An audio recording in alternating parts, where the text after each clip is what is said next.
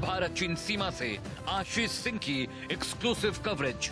हम इस समय मौजूद हैं इंडियन आर्मी के लेह लद्दाख रीजन के सबसे बड़े ऑर्डिनेंस डिपो पे, जहां से पूरा सामान सारे फॉरवर्ड एरियाज में पहुंचाया जाता है। -50 डिग्री में कैसे होती है भीषण जंग की तैयारी। अगले 6 महीने काफी कड़ाके की ठंड होने वाली है और माइनस में टेम्परेचर चला जाएगा। इंडियन आर्मी ने लाखों लीटर्स की तादाद में जो ईंधन है उसे स्टोर करना शुरू कर दिया और लगभग ये काम पूरा भी हो गया है। लेह की दुर्गम पहाड़ियों में सेना कैसे लेती है दुश्मन से मोर्चा।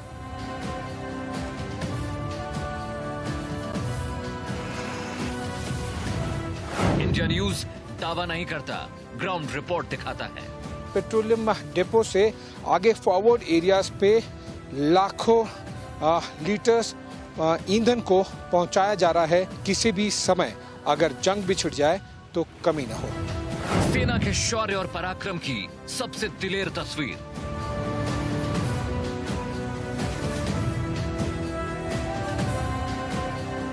सेना के जोखिम और जज्बे की अनसुनी वीर गाथा।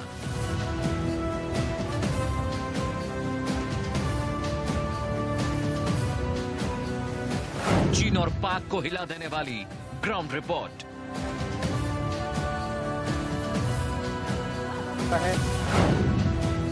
इंडियन आर्मी की धमाकेदार तैयारी।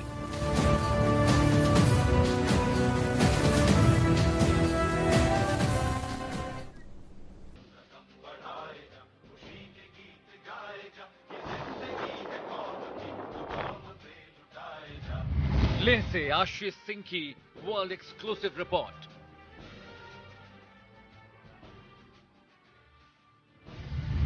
पहली बार देखिए मॉडर्न ट्रांजिट फैसिलिटी की तस्वीरें।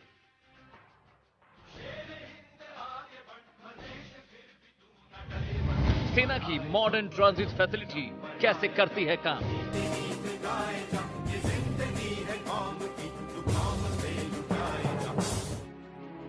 अपनी टीवी स्क्रीन पर इस वक्त आप जो तस्वीरें देख रहे हैं वो सेना के मॉडर्न ट्रांजिट फैसिलिटी की हैं।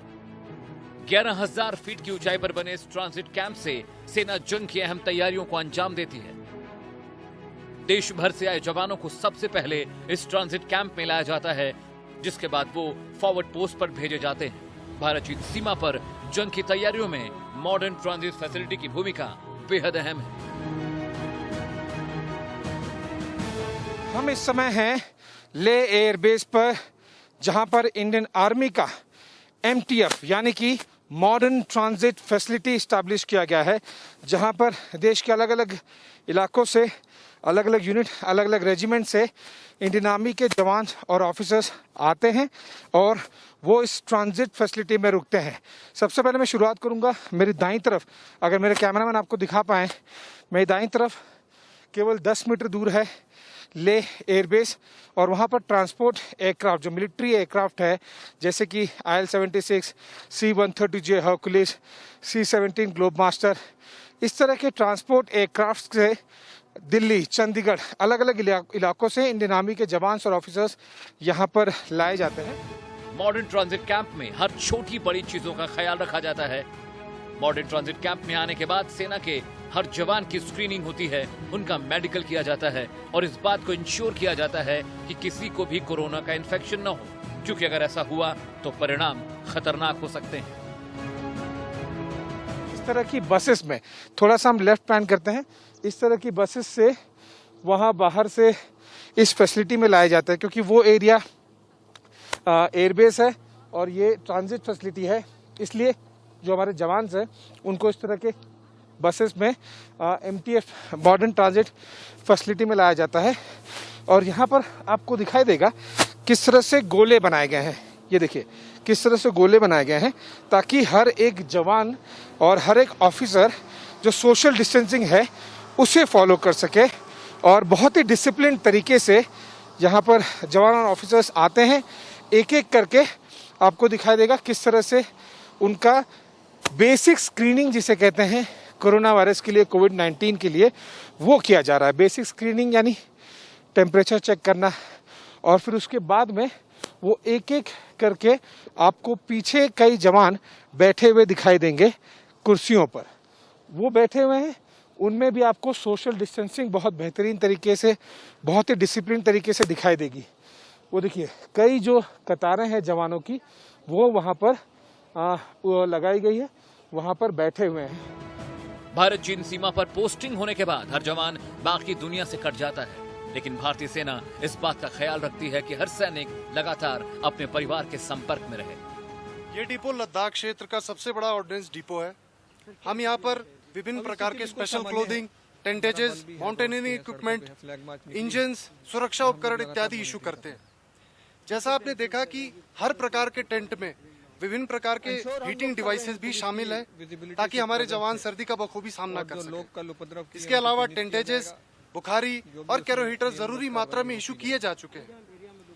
यहाँ पर state of the art special clothing और माउंटेनियरिंग इक्विपमेंट डिस्प्ले किया गया है जो कि हर एक जवान को इशू किया जाए। 11,000 फीट की ऊंचाई पर मैगी और चाय तक का मिल जाना किसी जीवन दान से कम नहीं। मॉडर्न ट्रांजिट फैसिलिटी को कोरोना से बचाने के लिए सिर्फ जवानों की स्क्रीनिंग और सैनिटाइजेशन नहीं होता, बल्कि कैंप में आए हर एक सामान की बाकायदा स्क्रीनिंग की जाती है और उन्हें भी सैनिटाइज किया जाता है। धीरे धीरे इंडियन आर्मी बहुत सारे हजारों की तादाद में ट्रुप्स को ले लाके ले से फिर आगे फॉरवर्ड बेसिस पे तैनात कर चुके हैं, चाहे वो पैंगोंग हो, गैल्वन हो, चुशूल हो, बाल्दो हो या फिर एलएसी का पूरा इलाका, जिससे कि धीरे धीरे करके पूरे एलएसी पर इंडियन आर्मी के अफसर और जवान अलग अलग यूनिट्स में और पोस्ट में तैनात हो जाए और दोनों चीज़ें एक साथ में हो जाए। वेदर एक्लिमेटाइजेशन क्योंकि ऊंचाई पर है, आपको धीरे धीरे इसमें समझना पड़ता है, आपके शरीर को उसके आदत डालने के लिए थोड़ा समय लगता है, जो 2 दिन से 6 दिन है। और साथ ही साथ कोरोना वायरस रिलेटेड, कोविड-19 रिलेटेड जो क्वारंटाइन पीरियड है वो भी पूरा किया जाता है। अगले 6 महीने काफी कड़ाके की ठंड होने वाली है और माइनस में टेम्परेचर चला जाएगा। इंडियन आर्मी ने लाखों लीटर्स की तादाद में जो ईंधन है उसे स्टोर करना शुरू कर दिया और लगभग ये काम पूरा भी हो गया है। 11,000 फीट पर फ्यूल की भूमिका बेहद अहम।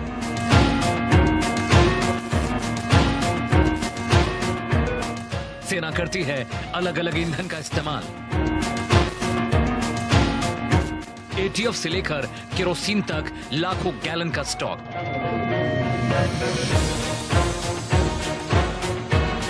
लेह में पहाड़ों के बीच दूर तक दिखती ये पीली पट्टियां दरअसल ईंधन की टंकियां हैं और साथ में सप्लाई के लिए तैयार फ्यूल टैंक।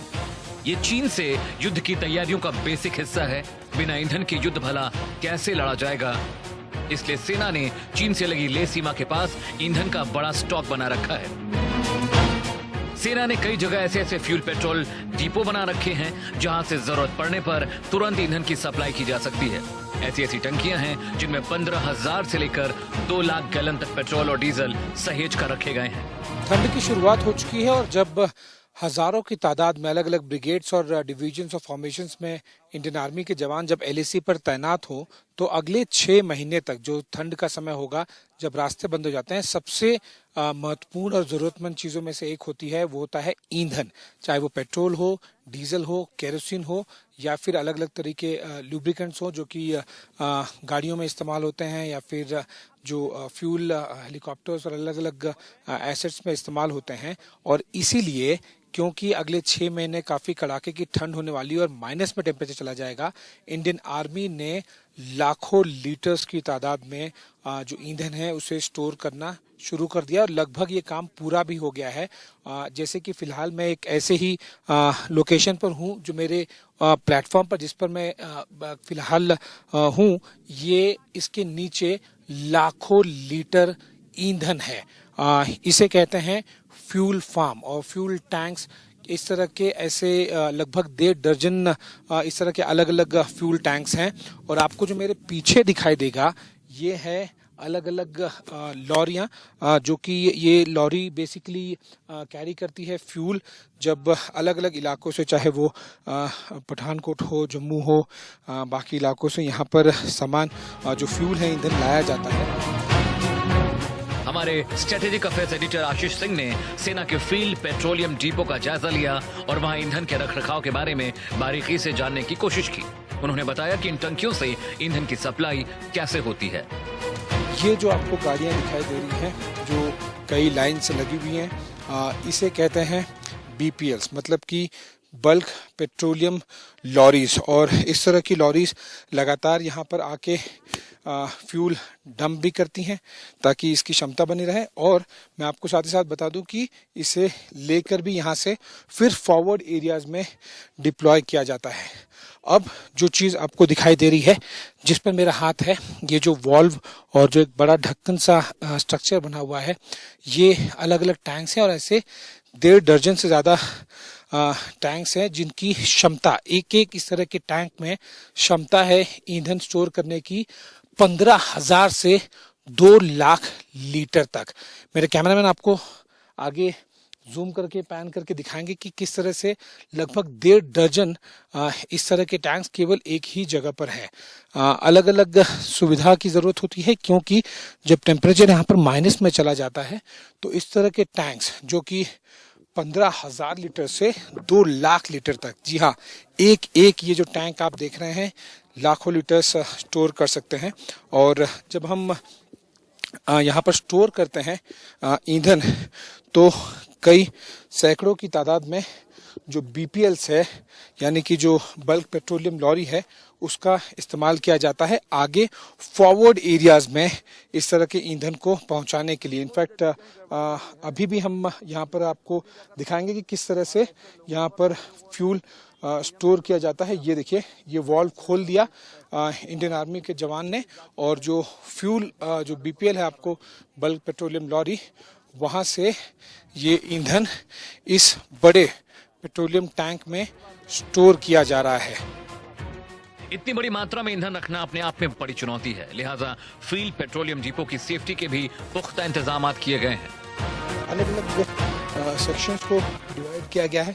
हर एक जो वॉल्व है वो 15,000 से 2 लाख लीटर तक स्टोर करता है। और क्योंकि टेम्परेचर यहाँ पर ले में -25 से -30 तक हो जाता है और आगे फॉरवर्ड एरियाज में वो -50 डिग्री तक चला जाता है, इसलिए इस तरह के टैंक को अलग अलग कैटेगरी में डिवाइड किया गया है।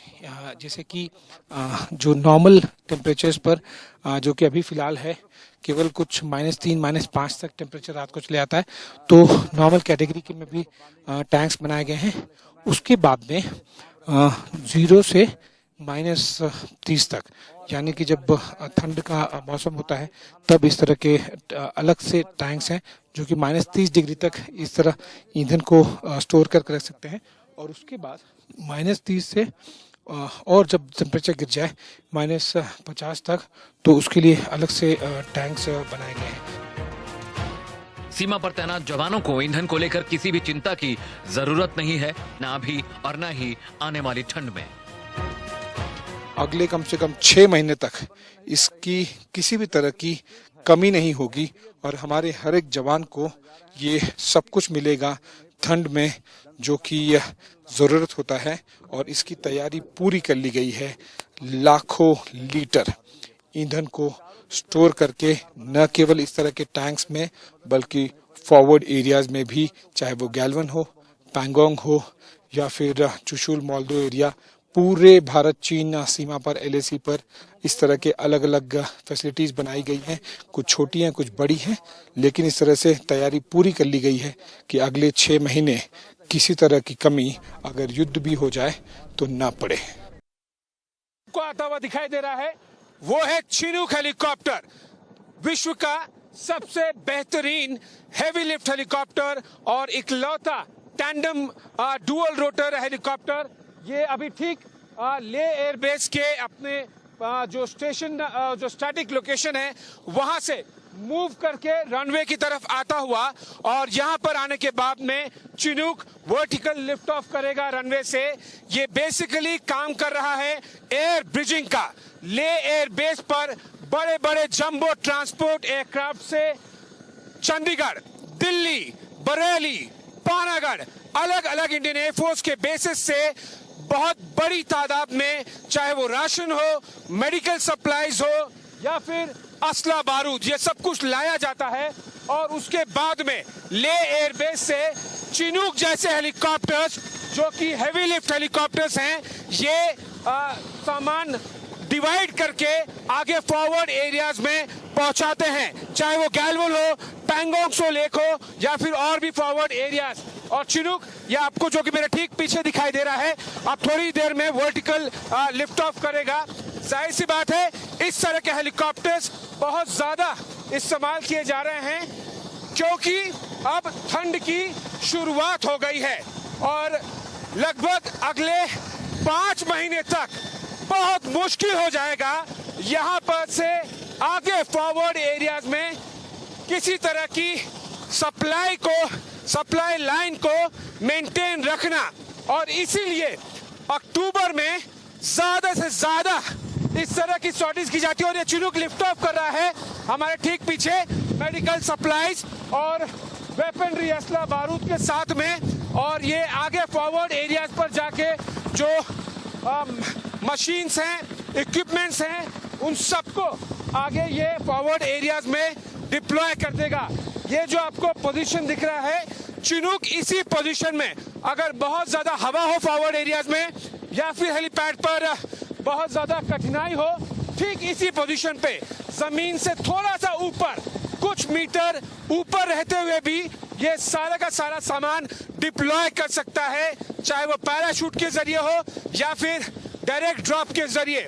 इस तरह से चिनूक एयर ब्रिजिंग का काम करता है कि जो कुछ सामान पूरे भारत से ले एयरबेस पर लाया जा रहा है, यहां से आगे पहुंचाने का काम बड़े फॉरवर्ड बेसिस पर चिनूक जैसे हेलीकॉप्टर्स करते हैं।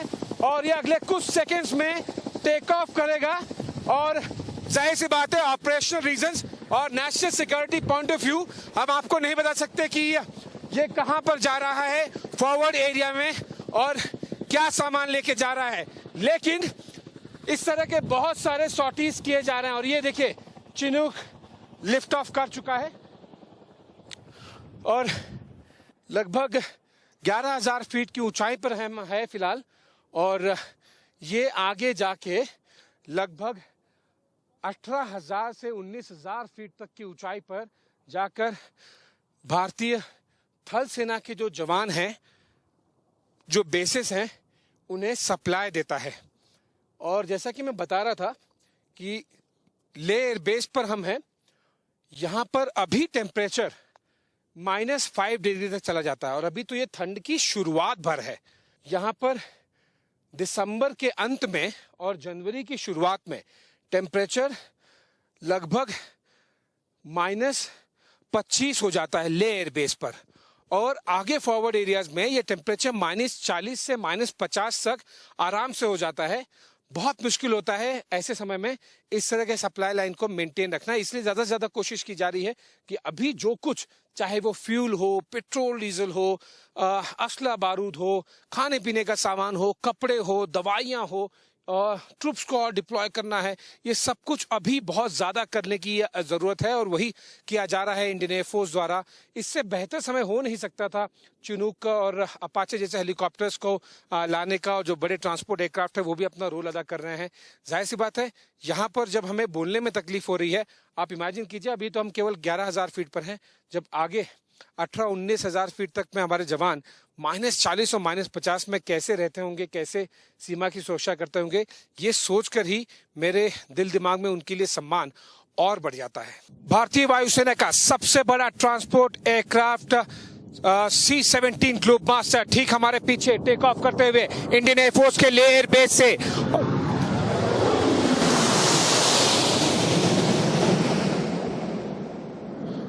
बहुत ही बेहतरीन ये एयरक्राफ्ट, क्योंकि ये भारतीय वायुसेना के इन्वेंट्री का सबसे बड़ा ट्रांसपोर्ट एयरक्राफ्ट है। इसलिए इसकी महत्व और इम्पोर्टेंस ऐसी जगह पर बहुत ज़्यादा हो जाती है जब आप ज़्यादा से ज़्यादा मैन और मटेरियल आप फॉरवर्ड लोकेशंस में लाने की कोशिश करते हैं। वो इसलिए क्योंकि ठंड की शुरुआत हो गई है।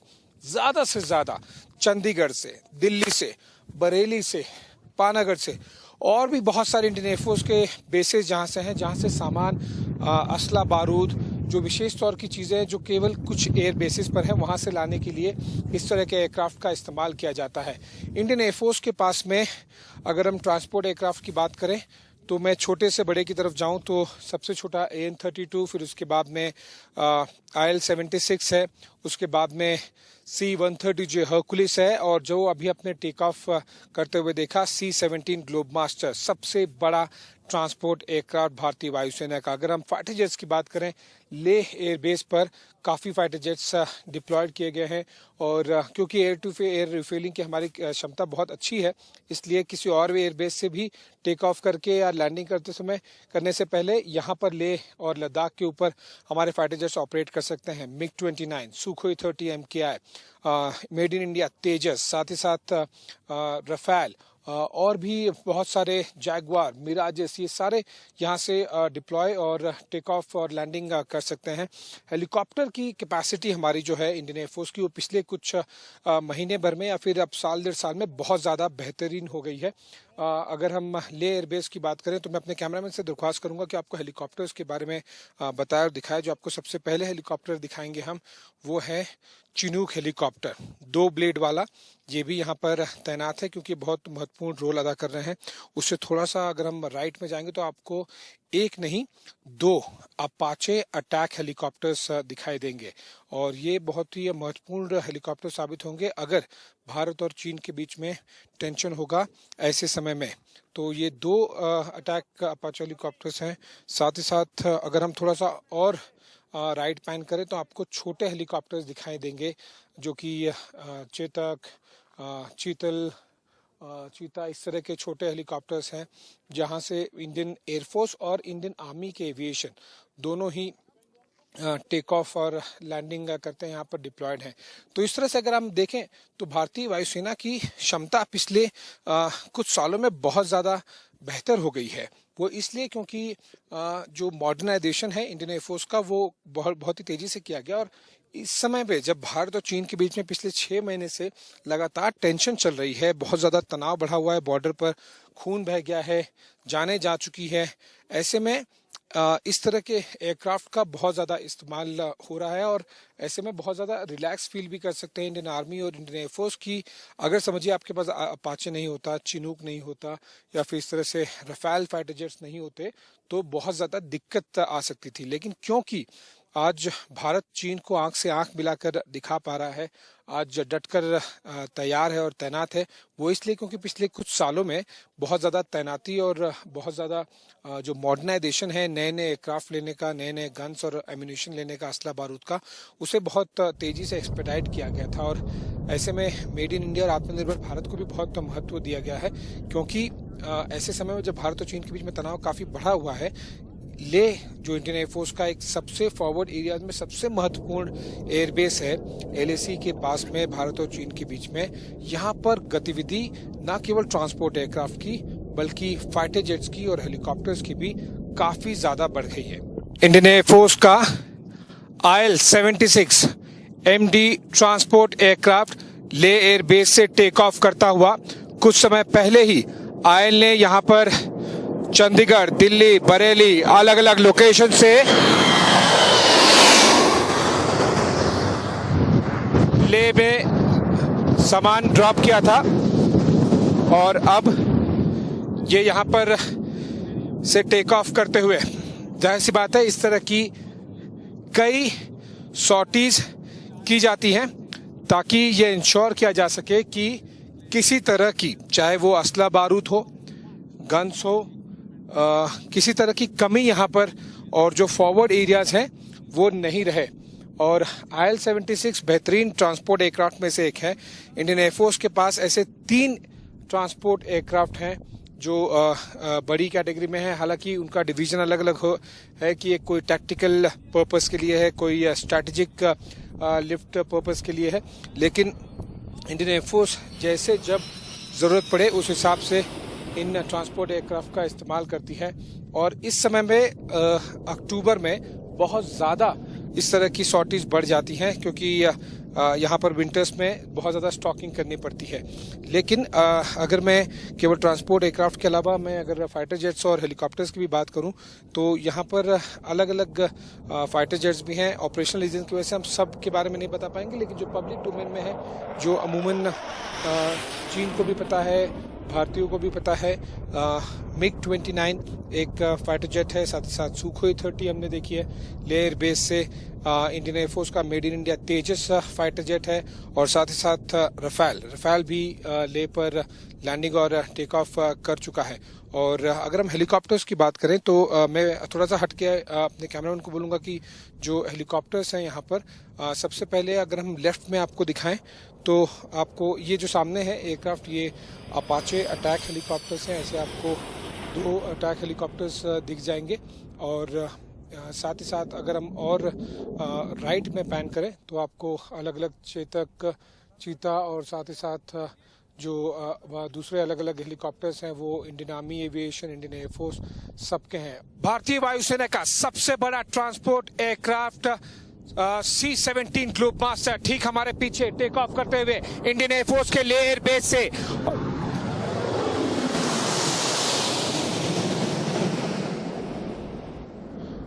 बहुत ही बेहतरीन ये एयरक्राफ्ट, क्योंकि ये भारतीय वायुसेना के इन्वेंट्री का सबसे बड़ा ट्रांसपोर्ट एयरक्राफ्ट है, इसलिए इसकी महत्व और इम्पोर्टेंस ऐसी जगह पर बहुत ज़्यादा हो जाती है जब आप ज़्यादा से ज़्यादा मैन और मटेरियल आप फॉरवर्ड लोकेशंस में लाने की कोशिश करते हैं। वो इसलिए क्योंकि ठंड की शुरुआत हो गई है।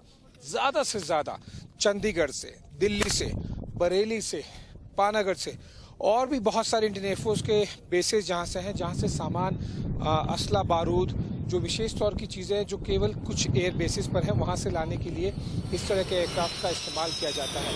इंडियन एयरफोर्स के पास में अगर हम ट्रांसपोर्ट एयरक्राफ्ट की बात करें तो मैं छोटे से बड़े की तरफ जाऊं तो सबसे छोटा AN-32, फिर उसके बाद में IL-76 है, उसके बाद में C-130 जो हर्कुलिस है, और जो अभी अपने टेक ऑफ करते हुए देखा C-17 ग्लोबमास्टर, सबसे बड़ा ट्रांसपोर्ट एयरक्राफ्ट भारतीय वायुसेना का। अगर हम फाइटर जेट्स की बात करें, लेह एयरबेस पर काफ़ी फाइटर जेट्स डिप्लॉयड किए गए हैं, और क्योंकि एयर टू एयर रिफ्यूलिंग की हमारी क्षमता बहुत अच्छी है, इसलिए किसी और भी एयरबेस से भी टेक ऑफ करके या लैंडिंग करने से पहले यहाँ पर लेह और लद्दाख के ऊपर हमारे फाइटर जेट्स ऑपरेट कर सकते हैं।